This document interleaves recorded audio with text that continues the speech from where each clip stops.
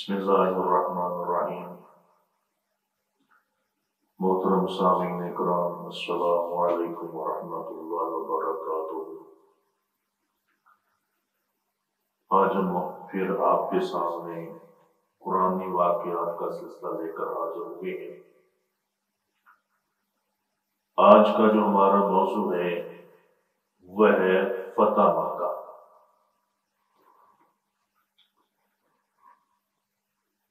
تو اس کا ذکر اللہ تعالیٰ نے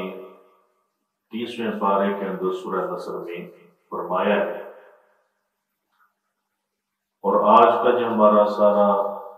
جو بیان ہوگا وہ تفسیر خزائن العرفان، تفسیر ساوی، تفسیر جلالین اور تفسیر تبیان القرآن، ان تفسیروں سے ہوگا۔ اور یہی بیان بخاری شریف، مسلم شریف کے اندر بھی موجود ہے۔ بخاری شریف کے اندر کتاب المغازی کے اندر یہ سارا بیان جو ہے موجود ہے۔ جب نبی کریم صلی اللہ علیہ وسلم مکہ مکرمہ سے ہجرت فرما کر مدینہ منورہ کی طرف روانہ ہونے لگے، نہایت ہی رنجیدگی کے عالم میں غمزدہ ہو کر آپ تشریف لے گئے، اور جب آپ مکہ مکرمہ سے تشریف لے کر جانے لگے تو آپ نے خانہ کعبہ پر حسرت کی نگاہ ڈال کر اور بڑے درد کے ساتھ ارشاد فرمایا کہ اے کعبہ، بے شک میں تجھ سے بہت محبت کرتا ہوں، خدا کی قسم مجھے تو تمام شہروں سے پیارا ہے، محبوب ہے۔ اگر میری قوم مجھے یہاں سے نہ نکالتی میں کبھی تجھے چھوڑ کر نہ جاتا۔ تو نبی کریم صلی اللہ علیہ وسلم اپنے یار بار حضرت سیدنا صدیق اکبر رضی اللہ تعالی عنہ آپ کے ساتھ رات کے وقت آپ نے ہجرت فرمائی۔ تو آپ کی ہجرت جب فرمانے کے بعد کفار مکہ بڑے خوش ہوئے کہ ہم نے نعوذ باللہ نبی کریم صلی اللہ علیہ وسلم کو ان کے شہر سے، مکہ سے نکال دیا ہے۔ لیکن انہیں یہ معلوم نہ تھا کہ نبی کریم صلی اللہ علیہ وسلم 8 سال کے عرصے میں ایک بہت بڑا لشکر لے کر فاتح مکہ بن کر پھر اس شہر میں واپس لوٹے۔ تو ہجرت کے بعد جب نبی کریم صلی اللہ علیہ وسلم مدینہ منورہ تشریف لے آئے تو اس کے درمیان، اس عرصے کے درمیان نبی کریم صلی اللہ علیہ وسلم اور کفار مکہ کا ایک معاہدہ ہوا جس کو صلح حدیبیہ کہا جاتا ہے، اور اس میں کفار نے شرائط رکھی، اور جب یہ معاہدہ ہوا بظاہر یہ معاہدہ اسلام کے خلاف لگتا تھا، اور صحابہ کرام کو اس پر اعتراضات بھی تھے کہ وہ اندر دل میں محسوس کر رہے تھے یہ ساری شکیں جو ہیں، شرائطیں جو ہیں، یہ ساری ہمارے لیے ہیں۔ عمر فاروق رضی اللہ تعالیٰ تو عرض گزار بھی ہو گئے کہ یا رسول اللہ صلی اللہ علیہ وسلم یہ کیسی شرائطیں ہیں؟ تو آقا علیہ الصلوۃ والسلام نے ارشاد فرمایا کہ عمر خاموش ہو جاؤ، انشاءاللہ وہ وقت جلد آئے گا کہ یہ ساری شرائطیں ہمارے حق میں ہوں گی۔ حضرت سیدنا عمر فاروق رضی اللہ تعالیٰ عنہ وہ بظاہر ان شرائطوں کو دیکھ رہے تھے جو مسلمانوں کے خلاف تھی، اور نبی کریم صلی اللہ علیہ وسلم ان شرائط میں مکہ مکرمہ کی فتح دیکھ رہے تھے۔ جب یہ معاہدہ طے پا گیا اس کے بعد اہل مکہ مکرمہ میں اور جو نبی کریم صلی اللہ علیہ وسلم صحابہ کرام آپ واپس تشریف لے آئے کہ اس سال آپ حج عمرہ نہیں کریں گے، اگلے سال آئیں گے۔ تو نبی کریم صلی اللہ علیہ وسلم کا حریف قبیلہ تھا، جس قبیلے کا نام بنو خزاعہ تھا۔ یہ قبیلہ جو ہے نبی کریم صلی اللہ علیہ وسلم کے ساتھ تھا۔ تو مکے والوں نے ان کے ساتھ عہد شکنی کی۔ جب عہد شکنی کی، وعدہ خلافی کی، صلح حدیبیہ میں معاہدہ تھا، اس کی خلاف ورزی کی، تو انہوں نے بنو خزاعہ پر حملہ کر دیا۔ تو اہل مکہ تعداد میں طاقت میں زیادہ تھی، اور بنو خزاعہ قبیلہ جو تھا وہ طاقت میں یا تعداد میں ان سے کم تھا۔ انہوں نے بڑے ان پر ظلم کیے۔ تو وہ جب یہ ظلم کر رہے تھے تو انہوں نے بھاگ کر دوڑ کر مکہ مکرمہ میں بنا لے کہ مکہ مکرمہ بیت اللہ شریف یہ ایسی جگہ ہے جہاں خون بہانا حرام ہے، لیکن ان ظالموں نے انہیں خانہ کعبے کے اندر بیت اللہ شریف کی حدود کے اندر ان کو اتنا ظلم و ستم کیا کہ ان کے 23 بندے جو ہیں بنو خزاعہ کے وہ قتل ہو گئے، اور بے شمار آدمی زخمی ہو گئے۔ جب یہ کیفیت ہوئی اور اس کا پتہ نبی کریم صلی اللہ علیہ وسلم کو چلا، تو نبی کریم صلی اللہ علیہ وسلم آپ ماہ رمضان المبارک کی 10 تاریخ 8 ہجری کو 10,000 صحابہ اکرام کا لشکر لے کر مکہ مکرمہ کی طرف روانہ ہوئے۔ جب آپ روانہ ہوئے تو اس شان کے ساتھ ہوئے کہ نبی کریم صلی اللہ علیہ وسلم نے اپنے لشکر کے مختلف گروہ بنا دیے۔ ایک گروہ کا امیر ایک صحابی کو بنا دیا، دوسرے گروہ کا امیر دوسرے صحابی کو بنا دیا، تیسرے کا تیسرے سے، اور اس طریقے کے ساتھ آپ نے فرمایا کہ ہم اس طریقے کے ساتھ مکہ مکرمہ میں داخل ہوں گے کہ مکہ مکرمہ کے جو رستے ہیں، مختلف رستے ہیں، ان سے داخل ہوں گے۔ تو جب اس طریقے سے ہم داخل ہوں گے، ایک لشکر ایک گروہ ایک رستے سے، دوسرے رستے سے، تیسرا تیسرے رستے سے، یا دوسری جانب سے، تو اس سے ایک تو اسلام کا دبدبہ رو بڑھ جائے گا، اور دوسرا کفار مکہ کو پتہ چل جائے گا کہ جن مسلمانوں کو ہم نے اپنے شہر سے ظلم کر کے نکالا تھا، آج وہ کتنے بڑے لشکر کے ساتھ کتنی بڑی قوت پاور بن کر مکہ مکرمہ میں داخل ہوئے۔ تو نبی کریم صلی اللہ علیہ وسلم نے سفر کیا تو یہ روزوں کا مہینہ تھا۔ اب جب مدینہ منورہ سے آپ تشریف لے کر گئے تو اس وقت آپ کا بھی روزہ تھا، صحابہ اکرام کے بھی روزے تھے، اور موسم بھی گرمی کا ہے۔ تو جب نبی کریم صلی اللہ علیہ وسلم مقام قدیر پر پہنچے تو آپ اپنے اونٹنی پر سوار تھے، آپ نے پانی منگوایا اور سارے صحابہ اکرام کے سامنے آپ نے پانی نوش فرما دیا۔ رات دوپہر کا یہ وقت تھا۔ جب صحابہ اکرام نے دیکھا تو آپ نے فرمایا آپ نے اپنے روزوں کو چھوڑ دو کہ اب ہم مسافر ہیں۔ تو سب نے اپنے روزے افطار کر لیے، اور پھر سفر میں اور جہاد کے اندر جب صحابہ اکرام سفر میں جاتے وہ اپنے روزوں کو چھوڑ دیتے تھے، اور وہ روزے جو چھوڑتے تھے وہ بعد میں ان کی قضا کر لیتے۔ اب جب نبی کریم صلی اللہ علیہ وسلم مکہ مکرمہ کے قریب پہنچے اور اہل مکہ کو اس بات کی خبر پہنچی کہ نبی کریم صلی اللہ علیہ وسلم ایک بہت بڑا لشکر لے کر ہمارے مکہ مکرمہ پر حملہ کرنے والے ہیں، تو وہ سارے حیران و پریشان ہو گئے کہ اتنا بڑا لشکر، اور شاید انہیں یہ معلوم نہیں تھا کہ اس 8 سال کے عرصے میں مسلمان جو ہے تعداد میں اتنے زیادہ ہو جائیں گے، اتنا بڑا ان کا لشکر آئے گا کہ کفار مکہ کا مقابلہ کرنے کی جرت نہیں کریں گے، مقابلہ نہیں کر سکیں گے۔ تو نبی کریم صلی اللہ علیہ وسلم جب آپ مکہ مکرمہ میں داخل ہوئے،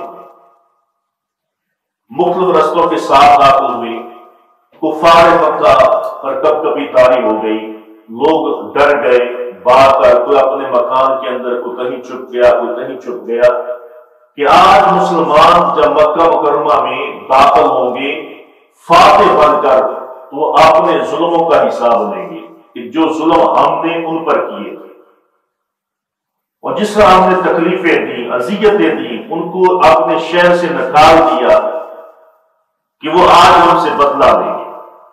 لیکن نبی کریم صلی اللہ علیہ وسلم جب مکہ مکرمہ میں داخل ہوئے، آپ بیت اللہ شریف میں تشریف لے کر آئے، تو اتنا رحم و کرم تاریخ میں آپ کو کسی سپہ سالار کا نہیں ملے گا جس رحمت کی مثال میرے آقا علیہ السلام نے مکہ مکرمہ میں داخل ہوتے وقت کی۔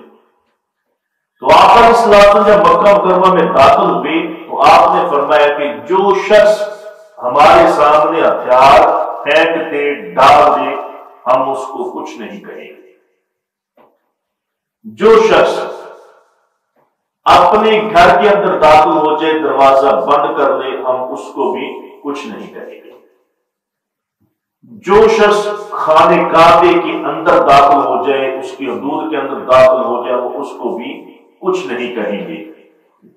تو اسی موقع پر حضرت عباس رضی اللہ تعالیٰ عنہ عرض کرنے لگے، یا رسول اللہ صلی اللہ علیہ وسلم، میرے بھائی ابو سفیان، جو کہ وہ قبیلے کا سردار ہے، مکے کا سردار ہے، فخر پسند آدمی ہے، تو اس کے لیے بھی کوئی امتیازی شان ہونی چاہیے، تاکہ جب وہ اسلام میں داخل ہو چکا تھا تو ابو سفیان رضی اللہ تعالیٰ عنہ آپ نے فتح مکہ کے موقع پر اسلام قبول کیا تھا۔ جب اسلام کے عظیم لشکر کو دیکھا، اسلام کی شان و شوکت کو دیکھا، تو انہوں نے جان لیا کہ ہم ان سے مقابلہ نہیں کر سکتے۔ تو وہ پھر حضرت عباس ان کے پاس تشریف لے گئے، فرمایا ابو سفیان اب کس چیز کا انتظار ہے، آؤ تم اسلام میں داخل ہو جاؤ، تم نے آزما بھی لیا، تم نے پرکھ بھی لیا، تم نے سب کچھ دیکھ بھی لیا ہے، آؤ اب اسلام میں داخل ہو جاؤ۔ تو حضرت عباس رضی اللہ تعالیٰ عنہ کے ساتھ ابو سفیان بھی اسلام میں داخل ہو گئے۔ جب یہ داخل ہوئے تو آپ ان کو امتیازی شان عطا کی، فرمایا کہ جو شخص ابو سفیان کے گھر میں داخل ہو جائے گا وہ بھی ہماری پناہ میں، ہم اسے بھی کچھ نہیں کہیں گے۔ تو نبی کریم صلی اللہ علیہ وسلم نے اتنا کرم کیا اہل مکہ کے اوپر، جب آپ نے مکہ کے خانہ کعبے کے اندر داخل ہو گئے، مکہ مکرمہ فتح ہو گیا، تو فرمایا بلال اب نماز کا وقت ہو گیا ہے، خانہ کعبے کی چھت کے اوپر کھڑے ہو کر اذان دو، تاکہ اہل مکہ کو پتہ چلے، مکے کے سرداروں کو پتہ چل جائے کہ جس بلال کو ہم نے تکلیفیں اذیتیں دی تھی، جن پر ظلم کیے تھے، آج وہی بلال ہے کہ وہ خانہ کعبے کی چھت کے اوپر کھڑے ہو کر اذان دے رہا ہے، اللہ اکبر کی صدائیں بلند کر رہا ہے، توحید کا اعلان کر رہا ہے، رسالت کا اعلان کر رہا ہے، اللہ اکبر کی صدائیں لگا رہا ہے۔ یہ وہی بلال ہے کہ جس کو اہل مکہ اپنے ساتھ نہیں بٹھاتے کہ یہ غلام ہے، رنگ کا کالا ہے، یہ ایسا ہے ایسا ہے، جس کو اپنے ساتھ بٹھا کر کھلاتے نہیں۔ اور اس موقع پر وہ بڑا زبردست یہ واقعہ مجھے یاد آ گیا کہ جب اسلام کا لشکر مکہ مکرمہ کے قریب تھا، آ رہا تھا، تو حضرت عباس رضی اللہ عنہ اور حضرت ابو سفیان چونکہ ابھی ایمان نہیں لائے تھے، وہ ایک پہاڑی کے اوپر کھڑے ہو کر سارا منظر دیکھتے ہیں کہ اتنا جریل لشکر ہے، اتنا بڑا لشکر ہے جو اسلام کا آ رہا ہے۔ تو ابو سفیان نے جب اس لشکر کا معائنہ کیا تو اس لشکر کے آگے ایک سفید دستار والا شخص ہے، ہاتھ میں جھنڈا تھاما ہوا ہے، لشکر کے آگے آگے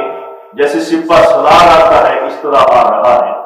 تو ابو سفیان سے دور سے پہچانا نہیں گیا کہ یہ کون ہے۔ تو ابو سفیان حضرت عباس سے کہتا ہے کہ اے عباس، یہ جو لشکر کے آگے آگے جھنڈا اٹھائے ہوئے آ رہا ہے، یہ کوئی شہزادہ ہے؟ کس ملک کا شہزادہ ہے؟ کہ اس شان سے وہ لشکر کے آگے آگے آ رہا ہے کہ سارا لشکر اس کے پیچھے ہے اور وہ آگے آگے ہے۔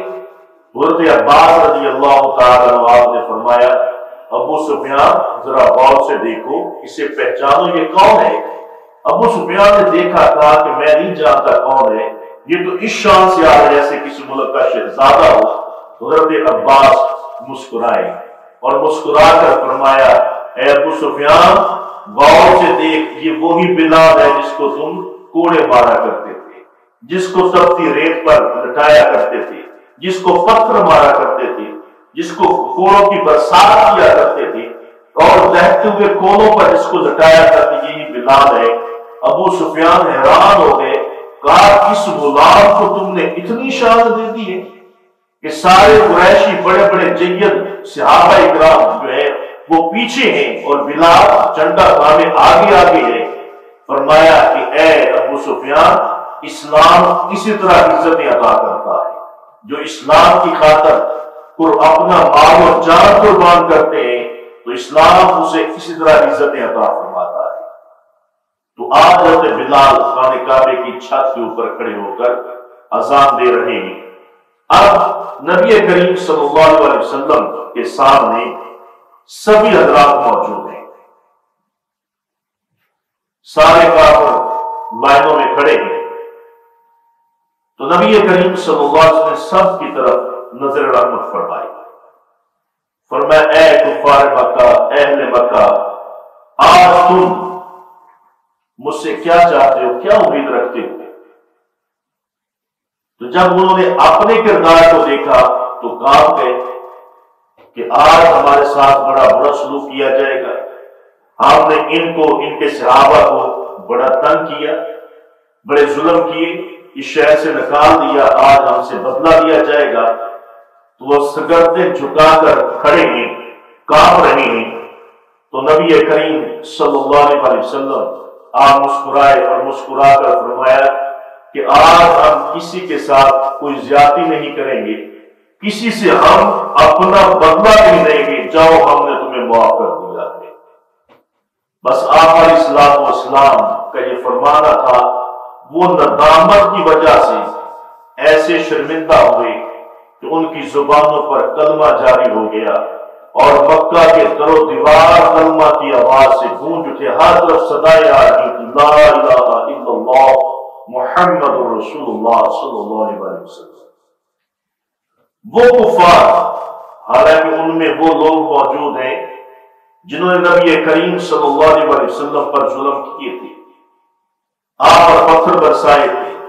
آپ کے رستوں میں کانٹے بچھائے تھے، ان میں وہ لوگ موجود ہیں کہ جنہوں نے صحابہ اکرام پر ظلم و ستم کیے تھے اور ایسے ایسے ظلم کیے کہ جن کو سن کر انسان کے جسم کا ایک ایک بال کھڑا ہو جاتا ہے۔ ان میں وہ لوگ بھی موجود ہیں جنہوں نے حضرت سیدہ زینب سلام اللہ علیہا، آپ کی شہزادی جو تھی، ان کو نیزہ مارا، ان سے گرا دیا، شہید کر دیا، وہ بھی قاتل موجود ہیں۔ ان میں وہ لوگ بھی موجود ہیں جنہوں نے اپنے آپ کے چچا سینہ امیر حمزہ رضی اللہ تعالیٰ ان کو شہید کیا، آپ کا کلیجہ نکالا، آپ کے ناک کان مبارک کاٹ دیے گئے، آپ کی آنکھیں پھوڑ دی گئی، آپ کو بڑی بے دردی کے ساتھ شہید کر دیا گیا۔ تو یہ سارے لوگ موجود ہیں، لیکن نبی کریم صلی اللہ علیہ وسلم آپ نے سب کی طرف دیکھا، کسی سے بدلہ نہیں لیا، بلکہ سب کو معاف فرما دیا۔ تو آپ کا معاف فرمانا تھا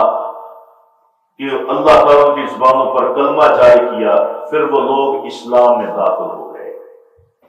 تو نبی کریم صلی اللہ علیہ وسلم آپ جب بیت اللہ شریف کے اندر داخل ہوئے تو اس کے اندر جتنے بت تھے کفار نے رکھے، آپ نے ایک چھڑی کے ذریعے سب کو گرا دیا، اور جب آپ گرا رہے تھے تو ساتھ یہ آیت کریمہ تلاوت فرما رہے تھے جاء الحق وزهق الباطل، حق آ گیا، باطل چلا گیا، ان الباطل کان زہوقا، بے شک باطل کو جانا ہی تھا۔ تو یہ نبی کریم صلی اللہ علیہ وسلم کی شان و شوکت تھی جب آپ نے مکہ مکرمہ کو فتح کیا تو اللہ رب العزت نے اس کا ذکر سورہ نصر کے اندر فرمایا کہ اذا جاء نصر اللہ والفتح ورأيت الناس يدخلون في دين الله افواجا فسبح بحمد ربك واستغفره انه كان توابا۔ جب اللہ کی مدد اور فتح آئے اور لوگوں کو تم دیکھو گے وہ فوج در فوج گروہ در گروہ تمہارے پاس آ رہے ہیں، اسلام میں داخل ہو رہے ہیں، تو تم اپنے رب کی پاکی بیان کرو، اپنے رب کی ثنا کرو اور اس سے بخشش چاہو، بے شک وہ بہت توبہ قبول فرمانے والا ہے۔ تو ذات محترم یہ تھا واقعہ جس کا ذکر اللہ تعالیٰ نے قرآن کریم فرقان حمید کے اندر کیا، فتح مکہ کا۔ تو اس واقعے سے ہمیں بہت سے سبق ملتے ہیں۔ پہلا سبق تو ہمیں یہ ملتا ہے کہ حق ہمیشہ غالب رہتا ہے، اور دوسری بات یہ کہ جو حق کے ساتھ ہوتا ہے اللہ تعالیٰ کی مدد اس کے ساتھ ہوتی ہے،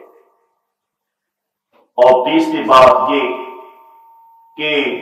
نبی کریم صلی اللہ علیہ وسلم کو اللہ رب العزت نے اتنا کریم بنایا، اتنا مہربان بنایا، اتنا رحیم بنایا،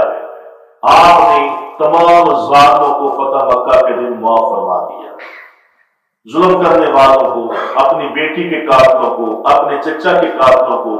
اپنے عزیز و رشتہ داروں کے قاتلوں کو، اور اپنے صحابہ کے قاتلوں کو، اور ان لوگوں کو جن کی وجہ سے آپ نے مکہ چھوڑا تھا، آج سب گردنیں جھکائے کھڑے ہیں۔ تو میرے آقا علیہ الصلوۃ والسلام مسکرا کر فرماتے ہیں کہ جاؤ، ہم نے تمہیں معاف فرما دیا ہے۔ تو یہ نبی کریم صلی اللہ علیہ وسلم کی رحمت للعالمین تھی کہ جس کی وجہ بنا پر آپ نے ان سب کو معاف فرما دیا۔ یہ وہ واقعہ تھا مکہ فتح کا جو اللہ رب العزت نے قرآن کریم کے اندر بیان فرمایا۔ تو اللہ تعالیٰ کی بارگاہ میں دعا ہے کہ اللہ تعالیٰ ہم سب کو حضور نبی کریم صلی اللہ علیہ وسلم کے اسوہ حسنہ پر عمل کرنے کی توفیق عطا فرمائے۔ وما علینا الا البلاغ۔